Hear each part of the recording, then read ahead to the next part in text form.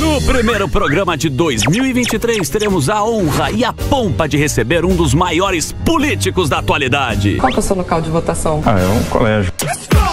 Ele foi um dos caras do governo passado, considerado um dos melhores ministros da infraestrutura de todos os tempos. Um baita engenheiro, capitão da reserva e hoje governador de São Paulo. Tarcisão do asfalto. Palmas para Tarcísio de Freitas. Inaugurando. Chegou de metrô. Já inaugurou o metrô, pô. Inaugurando. Você gostou? Ele asfaltou ali atrás. Olha lá, ó. Inaugurando o metrô de Caracas. Esse aí veio de Caracas, viu, Tarcísio? Tudo bom? Senta aqui, Tarcísio. Tudo jóia? Pode sentar aqui. Caracas? Esse é o metrô de Caracas. Foi financiada com peso muerto. Claro, Peso muerto. Por que não? Tudo bom, Tarcísio? E aí, Emílio, tudo Como bem? é que você tá? Eu vi você em Davos lá, com frio, bonito. O que tá rolando aí? Olha, conversas muito boas. Tivemos aí quase 40 reuniões, foram 38. Muito interesse em investir em São Paulo. Então a gente vai conseguir anunciar aí nos próximos meses aí investimentos muito pesados, investimentos de vulto. Então é muito dinheiro que vai entrar aqui. Muito interesse no nosso programa de parceria de investimentos, muito interesse no nosso programa tributário. Então a gente vai vir com uma série de mudanças do ponto de vista tributário que vão despertar aí, vão incentivar investimento, vão facilitar a vida do exportador, sobretudo, e uma preocupação com o Brasil. Uma preocupação com os rumos da economia brasileira, uma preocupação com a questão fiscal, vamos dizer, um passo para trás que está sendo dado no programa de privatizações, uma preocupação de fato com os rumos da economia. E falando em privatizações, acho que no dia 2 de janeiro o senhor deu uma declaração da privatização da Sabesp, que seria a joia da coroa. Fiquei muito feliz e eu queria saber se está na pauta, tem algum prazo. A gente sabe que você tem um alinhamento a diminuir o tamanho do Estado. Não, está na pauta, tanto Sabesp, quanto EMAI, quanto mais linhas da CPTM, metrô, concessões de rodovias. Então a gente criou... Observe o seguinte, a estrutura de um governo é um direcionador da política. Quando você monta a estrutura, você está, de certa forma, antecipando o que você pensa para a política. Então, dois aspectos aí são fundamentais. A gente criou uma secretaria de parcerias e investimentos com a iniciativa privada. Então, uma secretaria do PPI paulista. Então, um programa que a gente criou que é justamente para ser o direcionador dos esforços de privatização e concessão. E uma secretaria de negócios internacionais, para a gente fazer a busca ativa de investidor, para a gente ser mais presente lá fora, para a gente trabalhar mais a questão das exportações. A gente vai começar de imediato a fazer os estudos para a privatização da EMAI, para a privatização da Sabesp. E veja, eu sempre disse isso, faz sentido? Em tese faz. Então os estudos vão mostrar isso. O que a gente quer? No final das contas, aumentar o investimento, aumentar o investimento, por exemplo, em sensorização de rede, aumentar a efetividade das ações da empresa, aumentar o investimento em reuso de água, aumentar o investimento em universalização, em ligações, em coleta e tratamento de esgoto e fazer com que a tarifa fique mais baixa. Isso é possível? Totalmente possível.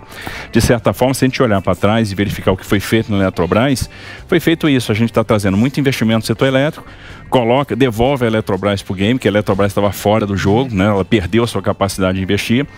Houve a prorrogação dos contratos de concessão de geração, isso gerou mais dinheiro, né? Gerou um upside e esse dinheiro foi totalmente investido na conta de desenvolvimento energético para baixar a tarifa. A mesma coisa pode ser feita na Sabesp.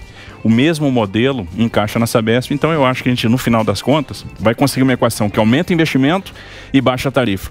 A gente vai garantir que a água vai chegar na torneira e vai chegar na torneira mais barata, com mais eficiência. Olha só, Tarcísio, aquele modelo do Rio de Janeiro, da SEDAI, pode ser utilizado aqui também para a Sabesp? O modelo da SEDAI é diferente, né? Você pega a Sabesp, já é uma empresa consolidada e que tem ações em bolsa, né? 50,3% da Sabesp é governo do estado, 49,7% é investidor privado, são acionistas. A Sabesp tem empresas negociadas na Bolsa de São Paulo, na Bolsa de Nova York.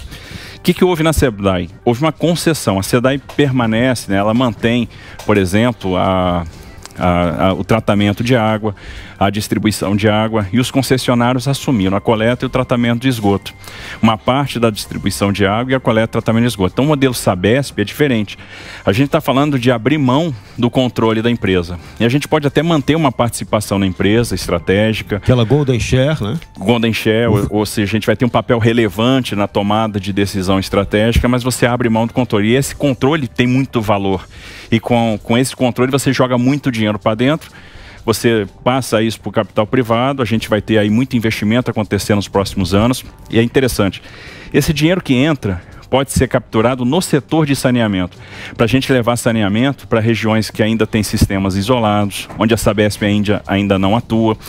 E a outorga gerada também pode ser distribuída em parte com os 375 municípios que são atendidos pela Sabesp, na proporção dos seus atendimentos. Então, as prefeituras ganham, os municípios ganham, o cidadão é que ganha no final das contas, porque vai ter um serviço de mais eficiência, um serviço que vai contar com muito investimento, vai ser universalizado num prazo menor e com uma tarifa mais baixa. Porque a partir do momento que eu renovo os contratos de concessão, que hoje a Sabesp tem, o maior contrato de concessão é com a Prefeitura de São Paulo, eu gero também um upside, gero um grande valor, e esse valor pode ser integralmente utilizado na redução de tarifa. Olha só, então, esse é o modelo. Queria fazer uma pergunta aqui. Tava. In first place, good morning everybody. Tô aqui em Orlando. Ô, Tarcísio, o negócio é o seguinte, tô nos Estados Unidos aqui, mas tô acompanhando de longe o que tá acontecendo. Queria saber de você, como foi o encontro com o presidente agora de vocês aí. O pessoal começou a te cornetar, falou: traidor, tá apertando a mão aí do rapaz lá. Como que foi esse encontro? E que isso vai trazer aí? O pessoal te xingou muito ou não? É complicado. Não, até que não. O pessoal acho que entendeu a minha posição. Eu sou o governador de São Paulo, então fui eleito pelo meu público, que é um público bolsonarista, é um público de centro-direita, mas tem que governar para todos e olhar o interesse do Estado em primeiro lugar. É natural que eu converse com o presidente da República e vou manter a conversa no nível republicano, e conversar não significa ter alinhamento político de maneira nenhuma. Boa. Então o que a gente está lá buscando? Primeiro, fui defender a necessidade da gente manter a privatização de Santos, que é o maior acontecimento da Baixada Santista dos últimos anos. A gente está falando de um despejo de volume de investimento de 20 bi, que é algo que se não tiver a privatização, o Porto. Não vai ter. Mas isso depende do governo federal? Depende, porque o Porto é federal. E como foi a sinalização a respeito disso? Olha, foi interessante assim, porque o que ele sinalizou? Olha, eu em princípio sou contra a privatização, mas não tenho dogma. Faça uma apresentação aí para a nossa turma, para o ministro da Casa Civil, para o PPI, para o ministro de Portos.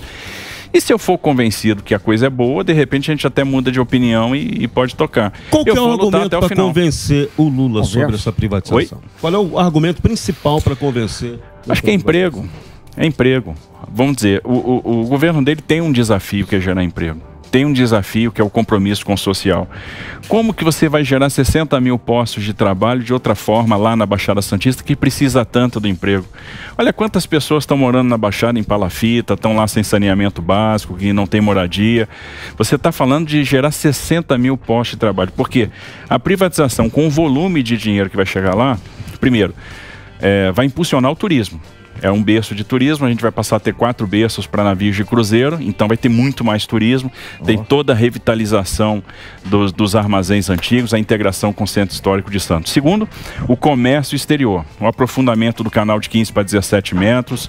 O Porto de Santos se torna o maior hub de contêiner da América Latina, vai ter um incremento de movimentação absurdo, então você cria muita oportunidade no comércio exterior, é muito mais navio chegando. Terceiro, os investimentos que vêm na mobilidade. Então você pega parte do bônus de assinatura e investe no túnel do Maciço, que é a ligação Santos-São Vicente, você cria um corredor da Imigrantes até a ligação seca Santos-Guarujá, você faz a ligação seca Santos-Guarujá, leva o VLT, ou seja, leva uma solução de mobilidade para o Guarujá, você faz isso muito mais rápido fazendo a concessão do porto, fazendo de uma maneira muito mais rápida, porque não adianta nada. A gente recuperou o porto. O porto dava meio bi de prejuízo por ano, está dando meio bi de lucro. O porto está com quase 2 bi de caixa.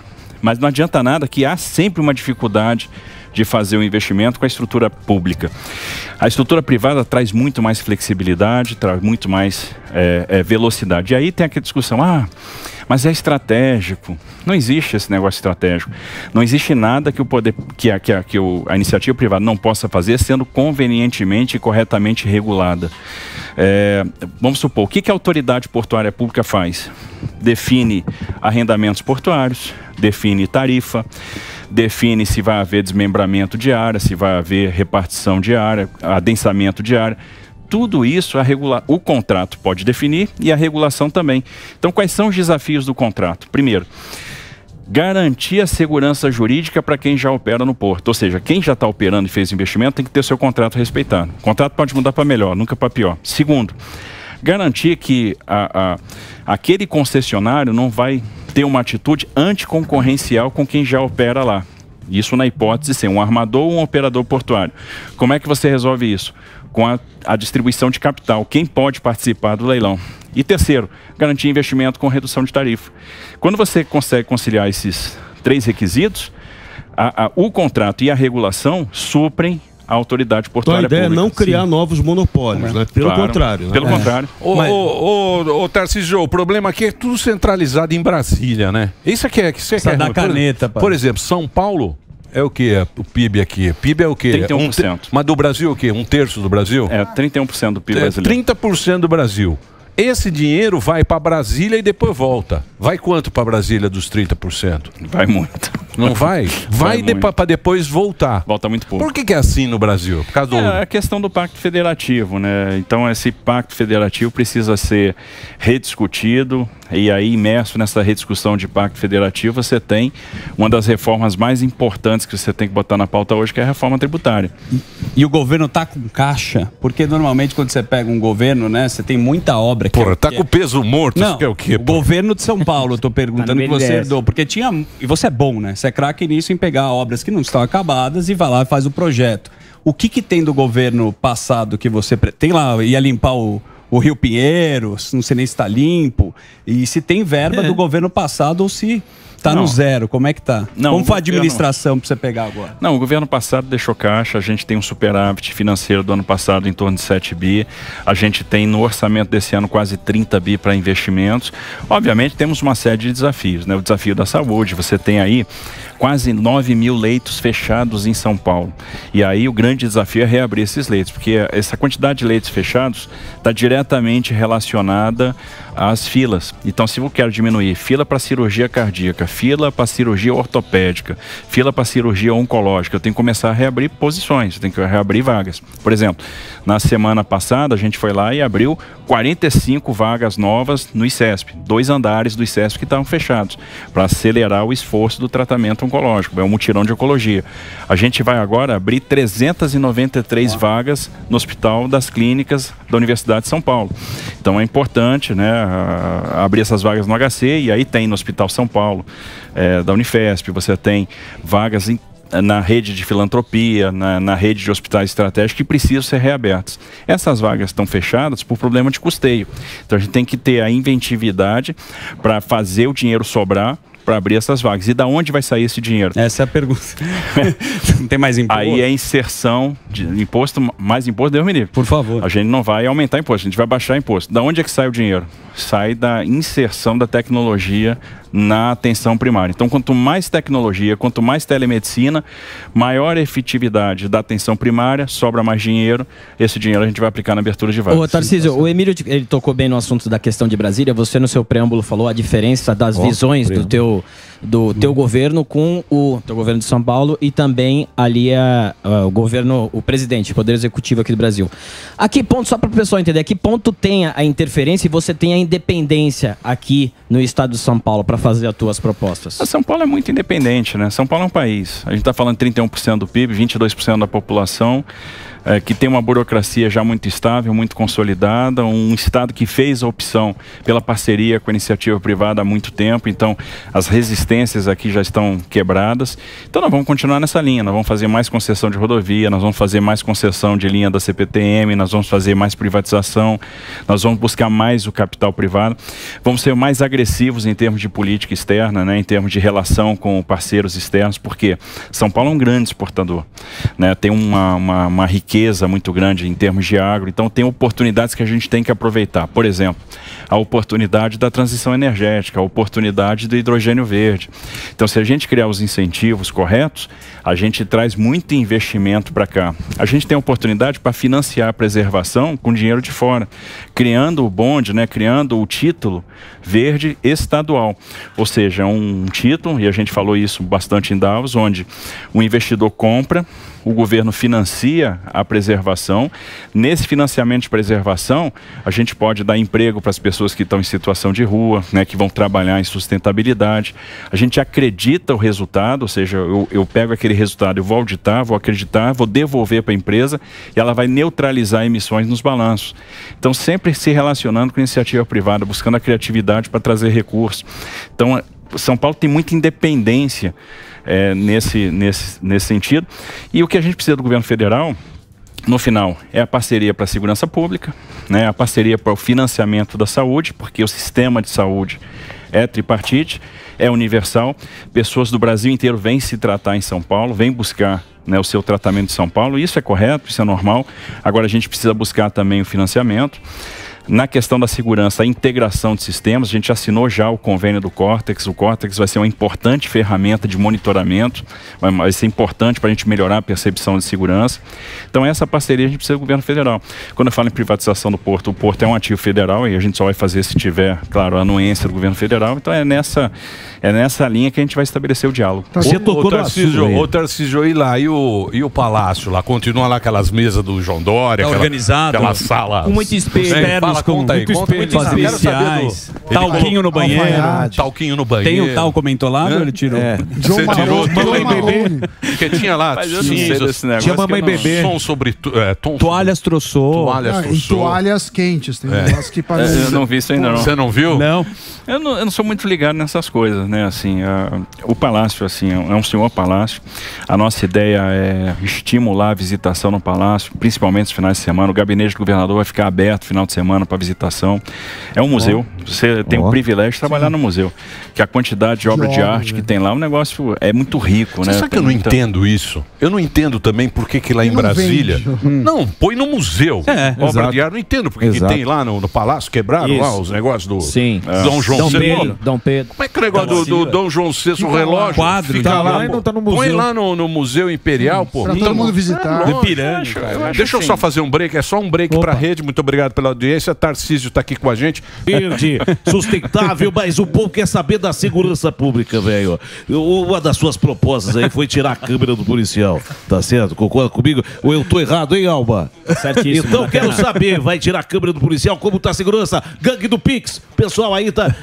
o golpe do Tinder. O Samidana outro dia aí, tiraram o dinheiro dele. Foi contra a mulher não era mulher nada. É uma sacanagem. Como que tá o planejamento de segurança pública em São Paulo? É com você, Tarcísio, na tela.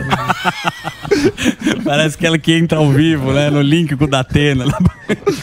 Fala pra nós aí, velho. Mas é o seguinte, a gente está muito entusiasmado, então a nossa ideia é utilizar maciçamente a tecnologia. A gente tem um programa chamado Muralha Paulista, que é um programa que no final das contas vai integrar vários sistemas de informação num único sistema.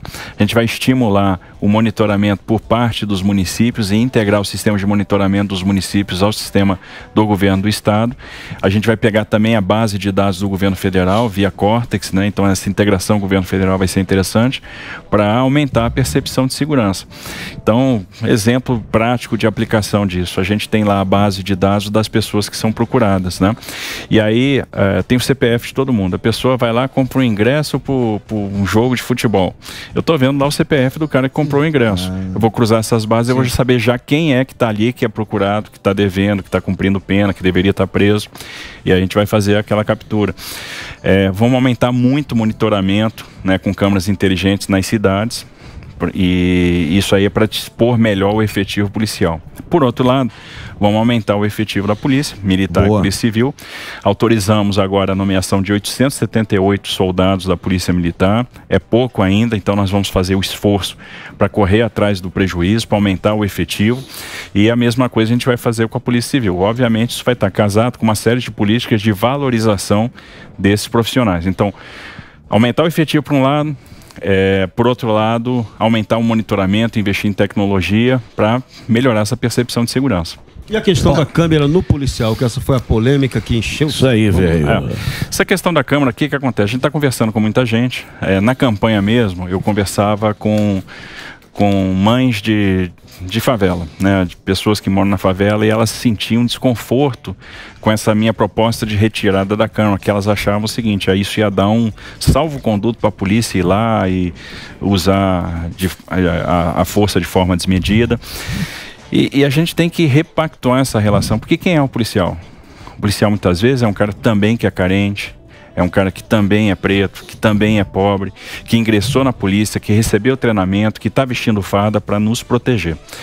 A Polícia Militar de São Paulo é extremamente profissional e a gente não pode perder isso de vista.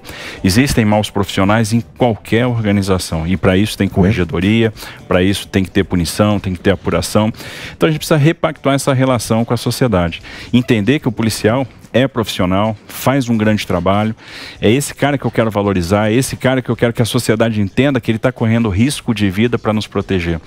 E obviamente a gente vai avaliar o programa aos poucos, então por enquanto eu não vou mexer em nada, a gente vai começar a avaliar onde é que eu posso expandir a câmera, onde é que eu tenho que retirar a câmera, onde é que a câmera é um inibidor de uma atuação que tem que ser rápida, eu tenho que ter agilidade na tomada de decisão e eventualmente a câmera pode prejudicar esse processo de tomada de decisão. E a gente vai fazer isso lastreado em estudo. Tarcísio, você tem um desafio de educação, né? Claro que a educação não é só do Estado, mas o Estado tem a USP, você tem a FAPESP, e uma percepção que se tem é que se gasta muito em pós-graduação e pouco em formação básica. Não que seja boa a nossa pós-graduação, mas assim, relativamente ou proporcionalmente. Tem algumas ideias de privatizar a própria USP, porque aquele aluno custa de qualquer forma, né? Uma coisa é privatizar, outra coisa é o serviço ser gratuito ou não, como você tem universidades privadas que algumas pessoas também têm bolsa, muitas vezes até do governo federal. Como que você enxerga essa questão da educação? Vai mudar alguma coisa para as universidades, para os órgãos de fomento, a educação básica? O que você está fazendo? O que a gente está querendo olhar agora é a base, né? A gente está querendo olhar a formação do jovem, porque eu não quero que o jovem termine o ensino médio e não tenha ferramenta, ele não tenha condição de acessar o ensino superior ou não tenha condição de ter um emprego. É interessante que essa visão, né, que todo mundo precisa ter diploma, ensino superior, etc., né, tem que ter uma pós-graduação, tem que ter um mestrado, eu acho que ao longo do tempo ela vai se tornar cada vez mais obsoleta, porque o mercado cada vez mais está vai buscar competências específicas para o desempenho de determinadas atividades. Ou seja, eu posso ter um grande programador que não seja formado. Eu posso ter um desenvolvedor de aplicativo que não seja formado. E esses talentos estão aqui do nosso lado. Se você entrar numa favela, você vai ter vários desenvolvedores de aplicativos, vários programadores, vários profissionais de TI, vários profissionais de logística, né, vários talentos, vários empreendedores que precisam ter essa vocação despertada. Então, qual vai ser o nosso plano? Primeiro, investir muito no ensino profissionalizante. Bom, aí você tem a rede de ETECs, FATECs, né, que tem excelência, mas a oferta de vagas ainda é muito limitada. Há uma dificuldade de acesso, os alunos não passam na prova, estão distantes dos seus locais de moradia. Então eu preciso transformar cada escola de nível médio da rede estadual num centro de formação profissional para aumentar significativamente a oferta de vagas no ensino profissionalizante. Então hoje, se eu estou oferecendo 120 mil vagas no ensino profissionalizante, eu tenho que dar um salto, eu tenho que oferecer 550 mil, 600 mil vagas. Ou seja, eu vou ter um pouco mais de 1/3 do meu ensino médio abrangido pelo ensino profissionalizante. Cada escola tem que virar um centro de formação profissional. E eu tenho que fazer a oferta de vagas direcionada para a vocação econômica de cada uma das regiões. Então, por exemplo, se eu estou pensando no polo calçadista de Franca, ou de Birigui, ou de Jaú, eu tenho que pensar que o profissional que vai trabalhar nesse polo, eu tenho que formar gente na área de design, eu tenho que formar gente na área de materiais. Então, eu tenho que começar a direcionar a formação profissional para a vocação econômica de cada região, e nisso a Secretaria de Desenvolvimento Econômico e a Secretaria de Educação estão muito integradas. Mas isso aí, a grana para bancar isso aí a própria molecada já viu. Hoje em dia o cara faz muito mais esse EAD, curso que é esses cursos à distância, do que entrar no Enem e pegar uma faculdade mequetrefe que não vale, que não vale um centavo. Ainda o cara fica devendo pra faculdade. Faz aquelas faculdades ruins. Sim. Sabe aquelas faculdades ruins? Tem muita faculdade. Eu fiz várias. A própria molecada já sacou. Falou, pô, vou fazer esse negócio aqui, que é mais negócio pra mim eu fazer um EAD, que eu posso... no mercado eu posso entrar no mercado de uma maneira diferente do que fazer uma faculdade, ficar 4 anos lá. A gente vai ficar muito profissionalizante. E claro, vamos olhar com muito carinho as nossas universidades do estado, que são universidades de excelência, né? A USP, a Unicamp, a Unesp, a questão, acho a Univesp. Olha quantos cursos a gente pode oferecer e o recurso mas ali não mexe não. Você sabe que eu tenho um amigo que tá no CPUSP, eu tenho um amigo que tá lá no quartinho da USP. Isso, fazendo pedagogia. Ele tá fazendo 56 anos. Nossa, velho. Você não mexa. Conheci também. Importante, pô, cara. Você não mexa na USP, que ele tá lá até hoje. CA, né? Aquele ele tá lá.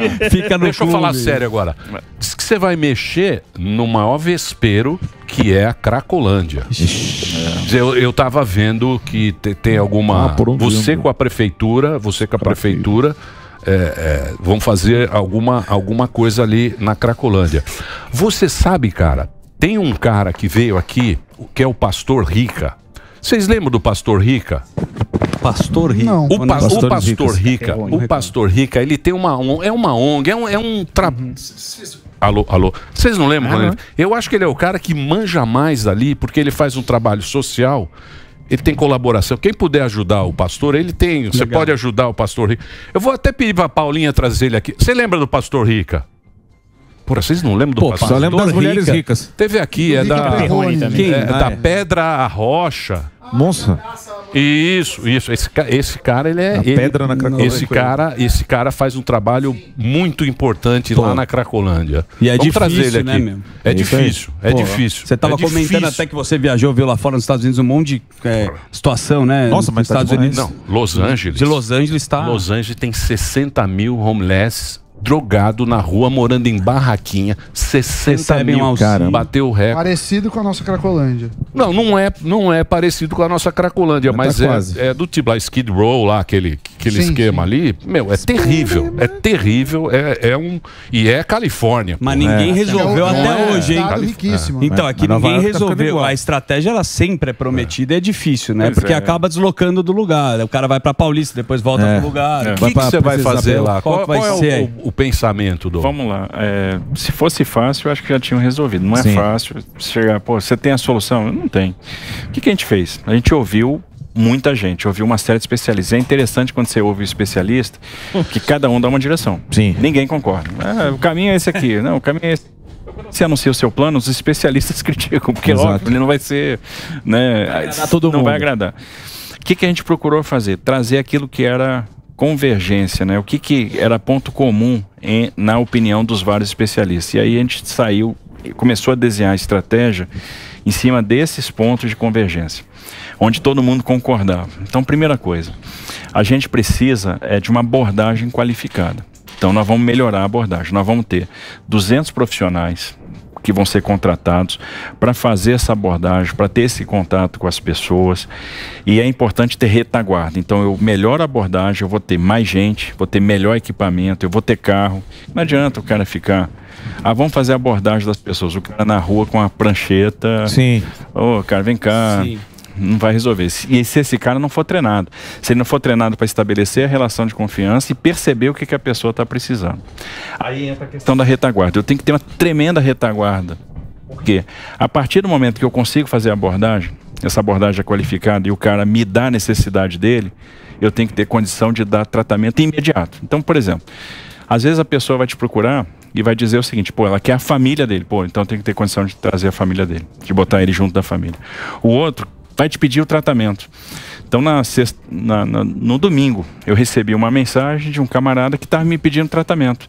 E me deu o telefone do pai dele. A Secretaria de Desenvolvimento Social foi lá, pegou o pai desse menino, entrou em contato, já botou ele no tratamento. E aí, eu preciso de um hub, de uma porta de entrada, que vai ser o Cratóide. Né, lá na Rua Prates, ele vai ser o direcionador. Lá eu vou ter as equipes terapêuticas. A gente vai ver de álcool e droga. Que cuida de álcool e droga. Então, qual é o direcionamento? Esse cara precisa de desintoxicação. Esse cara precisa de um tratamento de longa duração. Esse cara vai ser encaminhado aqui para um grupo de mútua ajuda.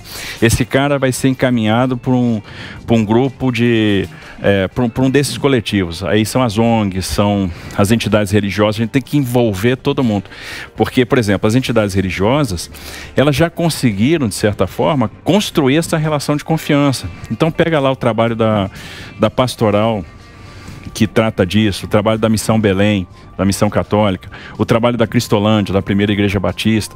Eles conseguem alguma efetividade, alguma eficácia.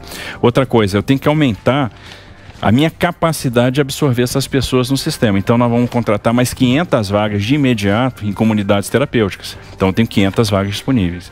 Fiz a abordagem, preciso mandar o cara para a comunidade terapêutica, eu tenho essa vaga aberta. A gente está contratando 600 vagas de internação em hospitais para fazer tratamento de longa duração. E a gente vai repotencializar o Centro Evelt, o centro da Rua Cotoxó, para fazer a desintoxicação. Só ali, Evelt e Rua Cotoxó, 90 vagas. É artesanal o trabalho. Não é, é individual. Você sabe que a Soninha, a Soninha foi lá, acho que na época do Calça. Era na época do Calça. Lembra aquele vídeo dela meio sem graça? Foi na época do Calça, ela falou: Emílio, esse negócio tem que ser um a um. Você precisa conhecer o cara, porque cada ser humano quer uma coisa. Tem uma necessidade. Cada um tem uma necessidade. Você tem que fazer a abordagem individualizada e cada um vai te dar uma demanda. E você tem que ter a retaguarda muito possante para ter condição de dar o direcionamento correto para cada uma dessas pessoas. Essa pessoa conseguiu se restabelecer um pouco, conseguiu tratar, desintoxicou, tem que ter moradia. Você tem que ter um teto. Então a gente vai investir muito em moradia no centro. Só no centro de São Paulo a gente vai construir agora mais de 700 moradias. E vamos ter 5 mil aluguéis sociais que a gente vai dispor para essas pessoas que estão aí na rua, estão perambulando e vão ter o tratamento. Então tratou, tem que vir logo na sequência moradia. Aí tem que ter a capacitação para reinserção no mercado de trabalho. E além disso tudo, tem que ter segurança pública, então a gente vai reforçar muito a segurança pública para impedir o livre fluxo de drogas no centro. Isso que eu ia perguntar, porque é uma questão individual e a longo prazo, só que tem muita família que mora ali, que está deixando o caso, que não aguenta mais aquela situação.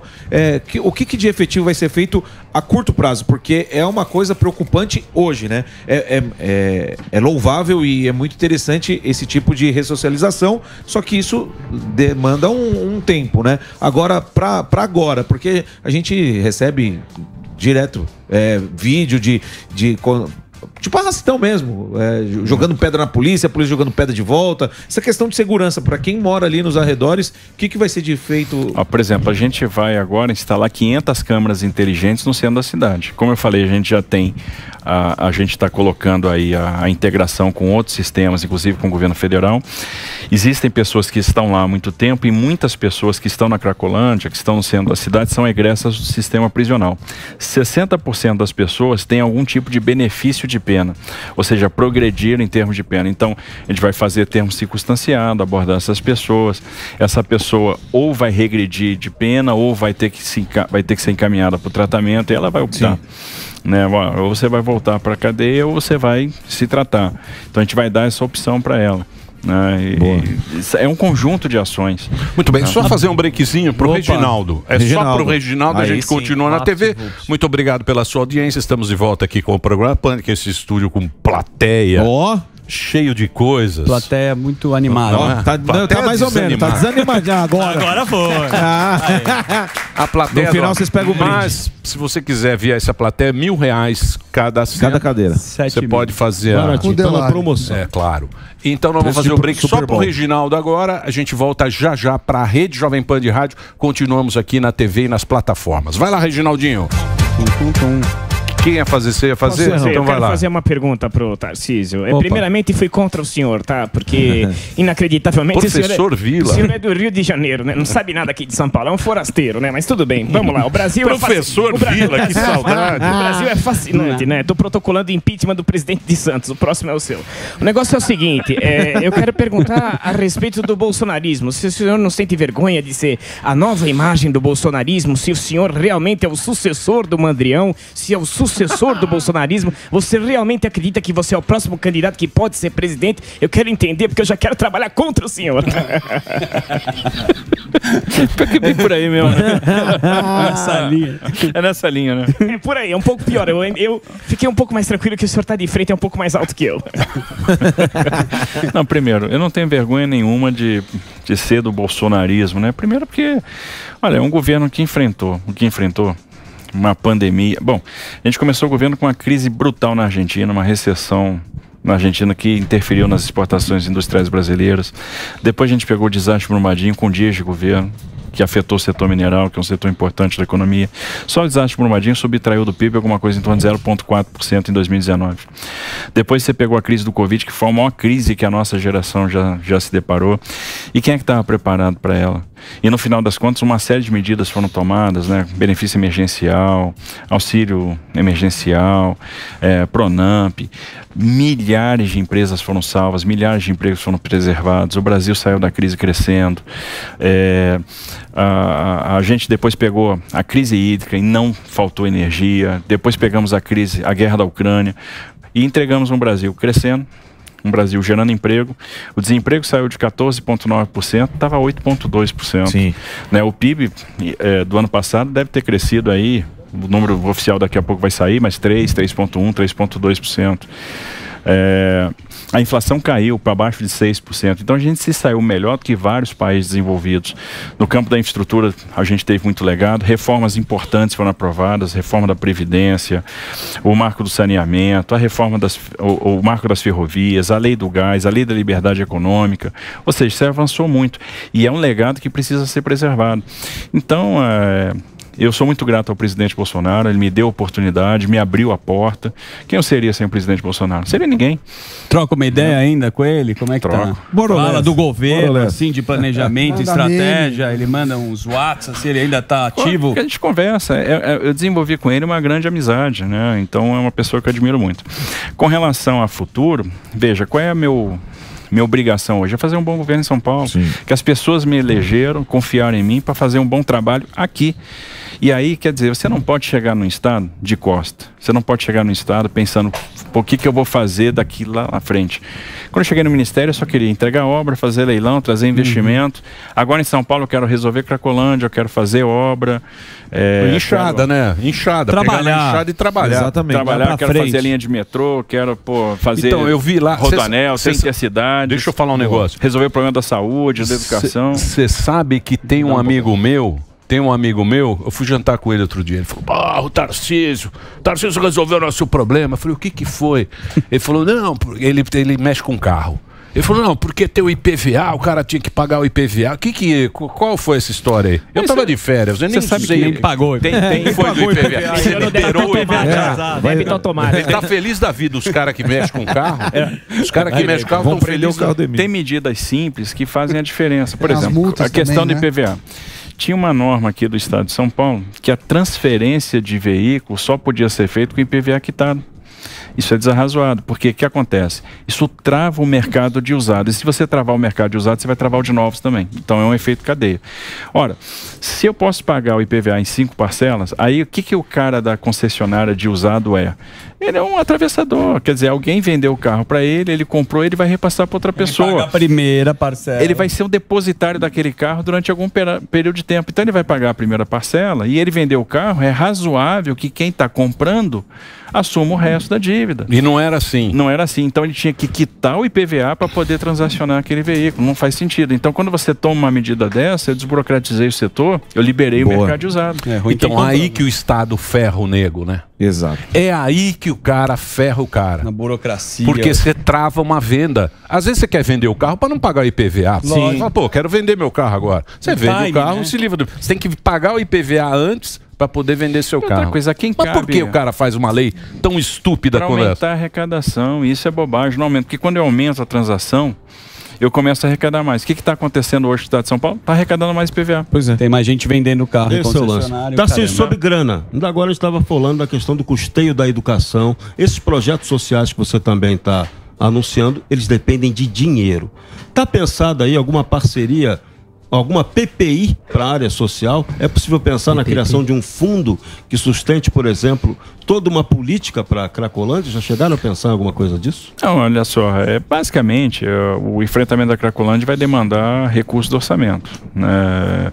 Agora, PPI social tem muita viabilidade. Você pega, nós temos vários bons exemplos de parceria público-privada na área de saúde, que funcionam na área de educação. Então, transpor esses bons exemplos para São Paulo, estruturando convenientemente, eu acho que é uma boa medida. O que a gente puder trabalhar com a iniciativa privada e reduzir o ônus do Estado é louvável. Então é nesse caminho que a gente tem que andar. E, obviamente, aí sobra o dinheiro para a gente aplicar no social. O desafio de qualquer governo hoje é aplicar recursos no social. Pega, por exemplo, Sabesp. Se eu falo em privatização da Sabesp, quanto que eu consigo trazer de investimento em saneamento nos próximos anos? Algumas dezenas de bilhões de reais. É muito mais que a empresa tem capacidade de investir, com muito mais velocidade. Segundo, quanto é que eu ponho no caixa do Estado? Muito dinheiro. E esse dinheiro vai ser empregado onde? No social. Então, além de a tarifa baixar para o consumidor, eu vou ter dinheiro para aplicar, para resolver as mazelas sociais, para investir em saúde, para investir em educação, para investir nas pessoas que estão em situação de rua. Então, o caminho de iniciativa privada é o caminho preferível, é o caminho da eficiência, né? A gente tem que aprender a distribuir riqueza, né? Então, o Roberto Campos dizia, o Roberto Campos avô, né, que o caminho para resolver a pobreza é o mercado. E isso é muita verdade. Dá emprego. Deixa eu te fazer uma pergunta, já que é de economia, e eu tenho uma informação privilegiada, eu vou contar com a sua verdade agora na câmera 3. Você fez um convite para Paulo Guedes e ele não aceitou no começo. Porém, ele voltou de férias e está para ser seu conselheiro do governo de São Paulo. É verdade? É verdade. O que acontece? A gente vai montar um conselho, né, junto ao governo do estado. Nós vamos ter lá 3 economistas de ponta, vamos ter alguns especialistas em algumas áreas que são importantes, e o Paulo Guedes vai fazer parte, não só vai fazer parte desse conselho, como vai presidir esse conselho. Ora, eu não vou abrir mão de uma pessoa tão talentosa, tão genial quanto o Paulo Guedes, que enfrentou essa crise horrorosa que nós passamos e conseguiu fazer o Brasil transpor, sair do outro lado.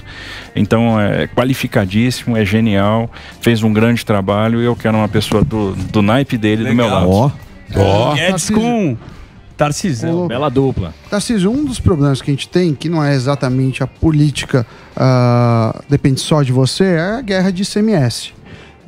O que acontece? O Estado quer levar a indústria para lá, baixa ICMS, aí o outro vai lá e baixa de novo. No final, a gente tem algumas anomalias logísticas que você deve entender como poucos, que não faz sentido, encarece o produto. A reforma tributária teria um segundo momento, um pacto aí de ICMS. Tá andando alguma coisa? Você está tentando ir em Brasília? Porque os estados precisam conversar, porque senão é uma guerra que quase todos perdem, principalmente o cidadão, né? Exatamente. Por isso que, na nossa visão, a reforma tributária ela tem que ser feita por partes. A gente precisa de um IVA, né, um imposto de valor agregado dual. Primeiro, vamos agregar, condensar os impostos federais, né, o PIS, o COFINS, então junta isso, né, o IPI. Segundo passo, aí a gente trata a questão do ICMS. E aí vamos combater essas anomalias. Então, vamos transformar isso em imposto de valor agregado, vamos fazer a tributação no destino. A tributação no destino é importante. É uma coisa que São Paulo perde. São Paulo perde num primeiro momento com a tributação no destino, mas ganha no longo prazo, porque a partir do momento que eu acabo com a guerra fiscal e que eu mantenho indústrias aqui. pela capacidade da mão de obra, pelo estoque de infraestrutura, a gente naturalmente vai trazer mais negócio para o estado de São Paulo. Então, vale a pena abrir mão no primeiro momento e ganhar no segundo momento e equacionar essa questão da guerra fiscal. Bom, enquanto isso não acontece, então nós vamos trabalhar e São Paulo deverá ser protagonista. Não pode ser diferente, que é 1/3 do PIB, tem 70 deputados federais, tem a maior bancada de deputados federais, tem que ter protagonismo na reforma tributária. Que tem que ser uma reforma que diminua a regressividade do nosso sistema tributário e que diminua a carga. Não adianta nada também eu tirar, reduzir tributo aqui e aumentar ali, penalizar, por exemplo, o setor de serviço. Por isso que é uma equação que não é simples. Enquanto isso não acontece, São Paulo vai fazer a sua parte. Então a gente vai ter uma lógica diferente para o exportador, igualando o importador de matéria-prima para aquele que compra o insumo aqui em território local, né, que compra o insumo aqui em São Paulo. Então, por exemplo, hoje eu tenho um benefício para importação de insumo destinado à produção de produto para exportação. Agora, quem compra no mercado local não tem esse mesmo benefício. Então a gente vai igualar isso, nós vamos ter um regime diferente para o exportador. Outra coisa, nós vamos converter os créditos de ICMS em investimento, então vamos fazer a transformação de crédito em investimento. Então esse crédito fica retido indevidamente com o Estado. A gente precisa devolver, a forma mais inteligente de devolver é impor investimento, e as empresas querem investir, querem expandir, isso vai gerar mais compra de máquina, isso vai gerar mais contratação de pessoas, vai gerar terceiro turno, então mais produção, e mais produção é mais arrecadação. Então você abre mão, mas você arrecada mais. Outra coisa que a gente vai fazer é criar incentivos para o investimento, por exemplo, a redução de alíquota de ICMS na aquisição de bens de capital. Uma medida para os pequenos comerciantes é o alongamento dos pequenos empreendedores, é o alongamento do prazo de recolhimento de ICMS, né? Porque no final das contas, às vezes ele se financia no mercado, mas ele tem que recolher o ICMS de imediato, então se eu alongo, eu dou um fôlego financeiro para ele. E redução de alíquotas. Aí, de fato, a gente tem que ser mais agressivo neste momento enquanto a reforma tributária. Mas, ô Tarcísio, os caras vêm com um impostinho aí. Devagarzinho. Não, vem. Presta atenção, vem pode bonito. Escrever. Diga. Já não pode começa? Pode escrever agora. Previsões são terríveis. Pode escrever agora. Vai ter lá a reforma tributária. Vamos fazer a reforma tributária. Isso. Os caras precisam de dinheiro. Tem que arrecadar. Você sabe, porra. Não é privatizando. Você tava lá, porra. Aí é o seguinte, vem um imposto do Pix. Isso. Só que esse imposto, ele virá com um nome muito bonito. Isso. Pode ser assim, imposto contra a fome. Contribuição social. ICF. O imposto. E você vai falar, contra a fome eu quero pagar. Vou ajudar o Brasil. Aí lembra pega. do ICPMF? Era imposto da saúde. Tinha lá o doutor Veinho. Eliana Drauzio? O Drauzio? Não era o Drauzio. Ele já era velho. Era um cara top. Era do governo. Ele ia agora arrumar a saúde do Brasil com o ICPMF. Eu falei. E era contribuição provisória. Provisória. Quem era o médico? Adib Jatene. Era o Adib Jatene? Era um grande nome. Senhor. Aí eu falei, agora vai. Grande médico. Eu falei, agora vai. Olha aí, ó. Ficou 100 anos... Na nossa. Ficou 100 anos na nossa e agora os caras vêm com outro. Tem um povo com fuzil? Opa! Fuzil, o herói do Brasil. Sim. Pode falar fuzil. O que a população quer saber, fuzil? Vai, meu. Emílio, aqui o termômetro do mundo são as ruas, são os povos. E ó, jornalismo verdade, a picanha chegou, Emílio. Picanha para a população. A picanha chegou e nós... Viva a picanha! Picanha para a população. Ah, foi nós que compramos? Não, mas enfim, ó, aqui meu povo, aqui ó, picanha aqui, não, aquele é vegano. Ó, o negócio é o seguinte, ó, nós estamos na saída do metrô porque nós trouxemos a picanha até o povo. Exatamente. Porque aqui é jornalismo verdade, 30 dias, não é, Emílio? 30 dias do governo, aqui ó, como é seu nome, querido? Olha lá, a população recebendo a sua parte. Tá crua. A população não tá crua, não. Tá boa essa picanha. É o que você vai ganhar. Pode falar, Fufu. Tá boa. O que foi? Emílio Surita, parceiro, gente boa. É seu amigo? Eu gosto dele pra caramba. Já almoçou com ele? Já almoçamos no restaurante. Emília? Não pagou? Não, cada um pagou. Deixa eu te perguntar uma coisa, agora você tá pegando sua picanha aqui, chegou até vocês, graças a Deus, mas assim, já tá chovendo picanha na sua horta ou por enquanto você só tá colhendo nabo? Não, tá pegando picanha? Jacaré não sei quando. Você sabe que a gente tá com o Tatá, o nosso governador, aliás... 30 dias aí, boa sorte, Tatá. Depois eu tenho uma pergunta pro senhor. O negócio é o seguinte, nós trouxemos a picanha até o povo aqui. A picanha já chegou, 30 dias de governo. Tem picanha aqui na Paulista, porra! Pega a picanha aqui, meu corintiano. Ninguém quer essa picanha. Pega a picanha até vocês aqui. O corintiano vai. Não tem mentira. Só tem gordura. Não tem mentira, é jornalismo verdade. A picanha não é boa pra caceta. A Deixa eu ver, não, essa não, boa. essa tem gordura. Ah, picanha, aqui ó, olha essa aqui ó, não tem gordura não, ó. A picanha chegou pro povo e ó. Do nada. Meteu o Michael Jackson, do nada. Thriller. Que pergunta você quer fazer pro governador? Paulista, pânico. Que pergunta você quer fazer pro governador? Eu queria fazer uma pergunta pro Gov. Manda. Ô Tatá, eu estudei muito pra ser policial, Tatá, e o negócio é o seguinte, o senhor disse que quer aumentar o efetivo.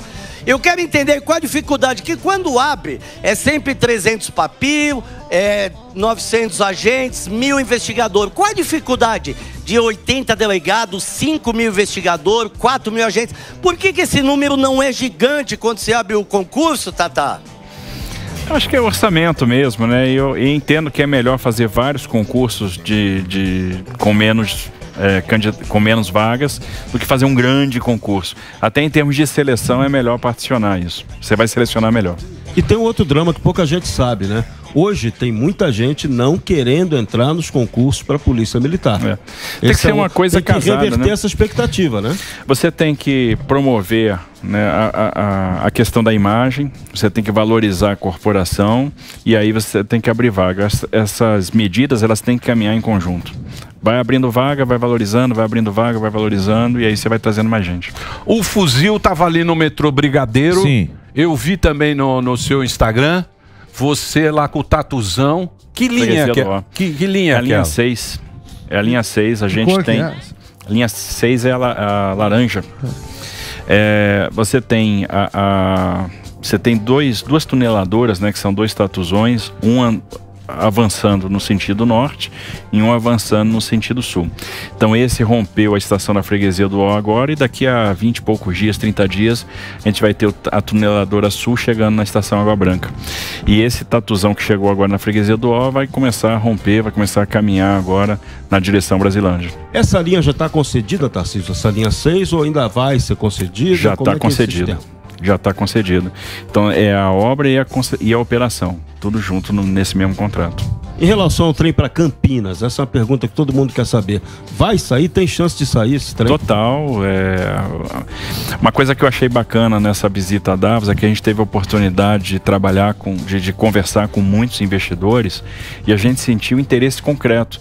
Então eu não tenho dúvida que como está bem estruturado, é uma parceria público-privada, o governo do estado entra com uma contrapartida no momento da construção, ou seja, faz aportes paulatinos à medida que a construção avança. Então a contrapartida do estado ela vem para mitigar o risco de engenharia na fase depois de completion, que é aquela fase de performance, aí o governo sai e o sistema é sustentado por tarifa. Está de pé, o projeto é viável, está bom e já desperta interesse da iniciativa privada. Então, é um leilão que a gente botando na praça vai ter mais de um interessado, vai ter competição. E a ideia é fazer esse leilão este ano. A ideia é que a gente faça até o 3º trimestre. E essas outras linhas que não ficaram prontas, tipo linha 17, aquela que deveria ter ficado pronta na Copa de 2014. Como é que fica essa novela? É um absurdo, né? Porque todo mundo passa e não percebe o porquê daquilo. Bom, a gente tem pelo menos 4 linhas de ação para a linha 17, né? Então, uma linha de ação seria tirar... O que está acontecendo hoje lá? Eu tenho uma construtora que perdeu o fôlego financeiro. O que está faltando lá essencialmente? Fazer a construção de pátio, a montagem de algumas vigas em curva e as estações. A estação é o grosso. As estações têm uma carga de estrutura metálica muito pesada. E a estrutura metálica é muito cara e o aço subiu muito com a pandemia. A empresa não tem fôlego financeiro. Então, que medidas a gente pode tomar? Tem 4 linhas de ação e para cada problema você tem que ter mais de uma linha de ação. Primeira linha de ação. Eu tiro essa parte de estrutura metálica do contrato, aditivo o contrato, faço a contratação da estrutura metálica por fora e pago para a construtora apenas a montagem. E aí o governo vira fornecedor de estrutura metálica. Segunda linha de ação. faço a rescisão unilateral do contrato e chamo o terceiro colocado, porque eu tenho na licitação um terceiro colocado, que é uma empresa da Espanha de grande porte que teria condição de terminar a obra. Terceira linha de ação. Faço a rescisão do contrato, faço uma nova licitação para a construção. E quarta linha de ação. Como eu já tenho a concessão contratada, a concessão da linha 5 e da linha 17 é uma concessão única, eu posso passar essa obra para a concessionária, faço o reequilíbrio no contrato e faço a rescisão do contrato de obra. São as 4 linhas de ações que a gente pode trabalhar. A gente vai procurar chegar na equação o mais rápido possível, porque se a gente resolver esse problema da obra rapidamente, a gente tem condição de no final do ano que vem, mais tardar início de 25, estar com a linha 17 operando. Aí sim. Tá animado, hein, ô? Tá cheio de projeto, tá Olha, um leão em campo. Vou falar um negócio pra você. Você tá que tá. Deixando comecinho, né? 300 por hora. Chega animadaço. Tem que estar animado, pô, pra estrear o Pânico de 23, tem que estar animado. Agora, esse ânimo, a gente sabe que a gente sempre tem o ânimo, sempre tem a expectativa de coisas positivas e como você me disse, o Gordão já tá cansado. Às vezes dura pouco, eu já cheguei cansado, né, já. Mas eu queria saber em relação às coisas, os planejamentos que você tem. Eu sou brasileiro, não desisto nunca. Boa. Mas às vezes a gente pensa fazer alguma coisa e forças supremas com a decisão, às vezes acaba jogando um balde de água fria na gente. Como que tá essa relação aí? Olha, eu acho que a gente tem que construir, né? A gente tem que conversar. Observe que aqui em São Paulo a gente está procurando conversar muito, a gente está toda hora trazendo o Tribunal de Justiça, o Ministério Público de São Paulo, tem falado muito com o Procurador-Geral de Justiça, com o Presidente do Tribunal de Justiça. Agora vai começar o ano no Parlamento, né? Então a gente vai conversar bastante com a Assembleia Legislativa, procurar valorizar muito os parlamentares da nossa base. A gente começa o ano com 2/3 da Assembleia, então isso é importante. Devemos ter uma eleição tranquila de mesa, eu acho que isso vai ajudar muito, né, no desenvolvimento dos trabalhos. E vamos valorizar e dialogar muito com o Parlamento, que vai ser importante para nós. No dia 15 de março aí assume o Parlamento da nova legislatura e vamos trabalhar muito com os parlamentares para fazer uma gestão conjunta, procurando ouvir muito.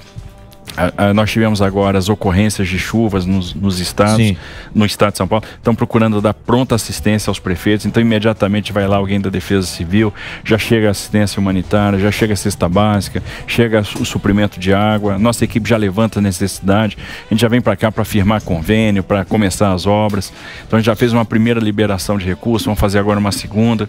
Estamos sempre procurando enxergar necessidades dos municípios, dar pronta resposta, então um diálogo muito franco com os prefeitos.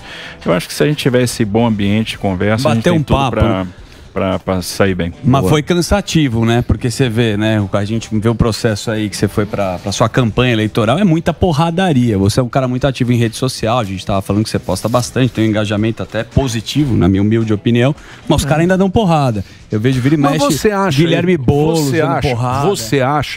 Você acha que esse negócio de rede social tem uma influência, mas eu acho que você ganha voto lá na, mas eu não digo indo lá na perifa, batendo na porta, arregaçando a manga. Mas que ele é o que ficou lá um negócio lá do Bolsonaro, ficou lá aquelas motocicletas, aquela coisa, de e fato, não foi na vila. Mas ainda existe. Você tem que ir na vila. Não, uma coisa é trabalhar e arregaçar você vai na vila. Concordo. Se você vai na vila. Mas eu tô falando de outra coisa. Ele ainda tá lá e tem ainda essa porrada, ainda existe esse clima. A rede social é hashtag coração. Não só a rede social. Existe ainda polarização pra caramba. Eu tô falando porque eu vi, sei lá, um post, o Boulos ainda mete porrada em você pra caramba. Perdeu.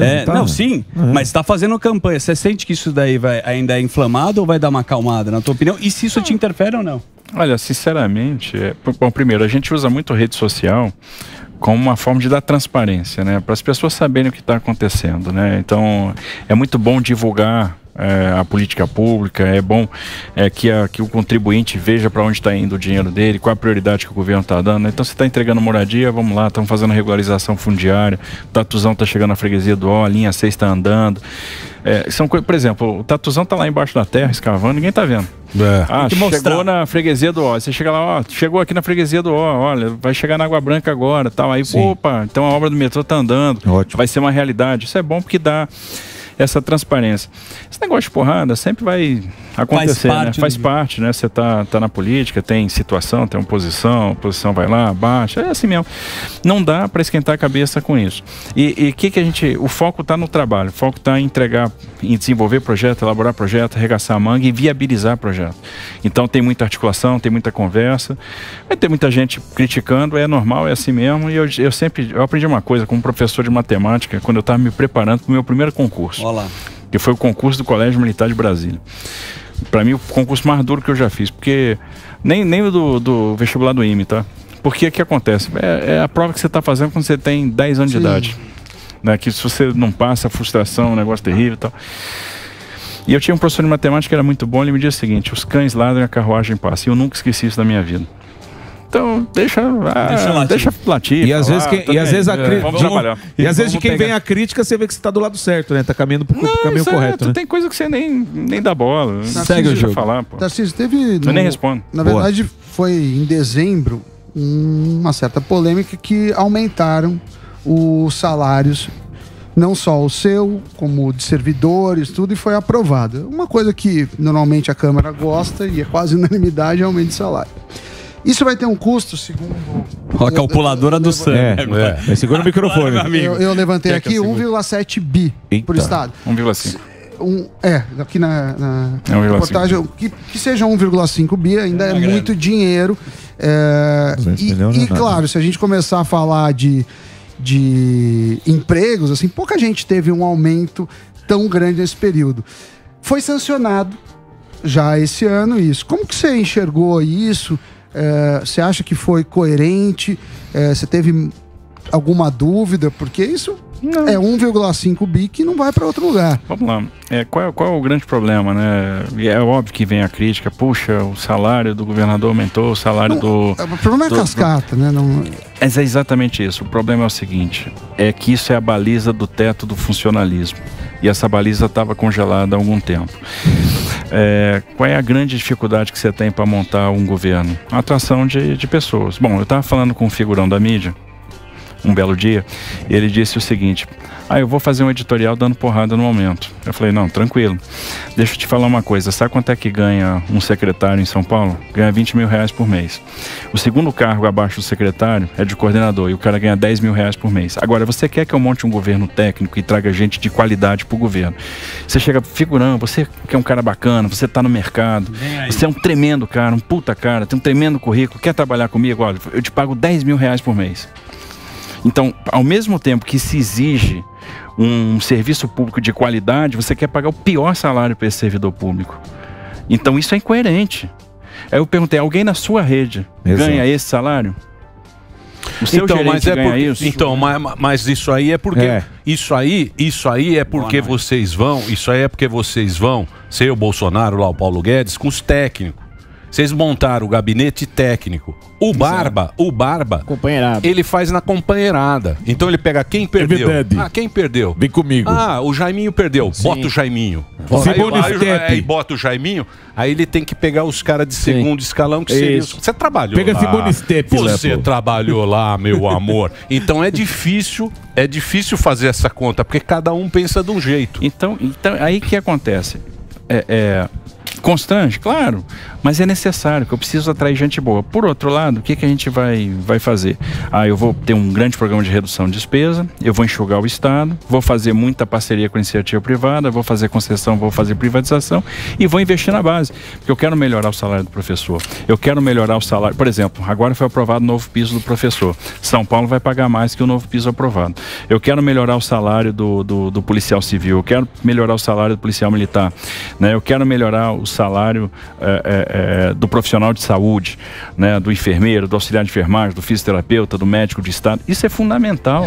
Mas no caso dos deputados não poderia dar uma segurada, porque assim, nesse caso, eu concordo com o que o senhor falou, que você quer trazer profissional bom, tem que pagar bem. Mas no caso do deputado, ele tá lá porque ele quer, então ele tem que saber que o salário é aquele já, né? Você não acha que nesse caso não precisaria desse aumento para os deputados ou não? Eu acho que tá na mesma lógica, não vejo o porquê de você segurar. Os deputados, se não me engano, estavam sem aumento desde 2016.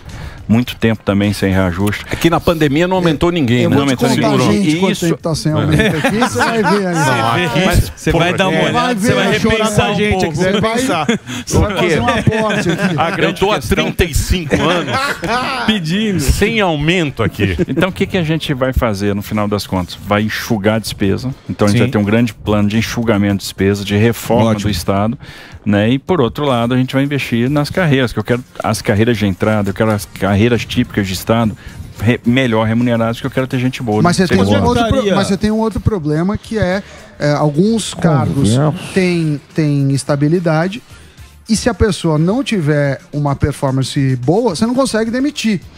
E nesse sentido, fica algo muito caro. Então talvez o melhor desenho fosse um salário que pudesse tanto aumentar de forma meritocrática, como ser rebaixado e até a demissão. Isso a gente não conseguiu mexer, nem na União, nem no Estado. Olha, o incentivo financeiro é um negócio que funciona muito. Então, por exemplo, você pega a educação, a gente está falando aqui de melhorar a educação.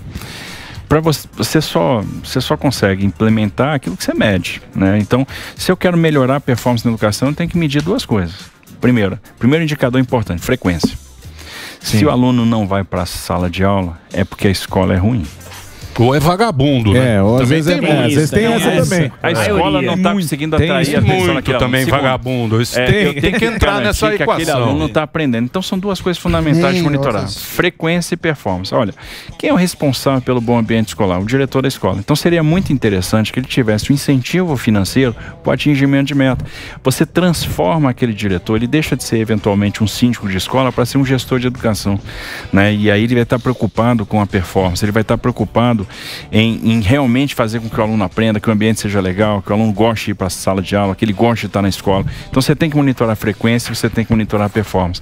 E a gente vai trabalhar muito nessa questão frequência, performance com incentivo financeiro. Ótimo. Boa. E professor ganha bem, que é fundamental, né? Esse é o cara. Fundamental. Muito bem, eu vou dar para você agora. Opa. Se você precisar de dinheiro, o peso morto. Aê!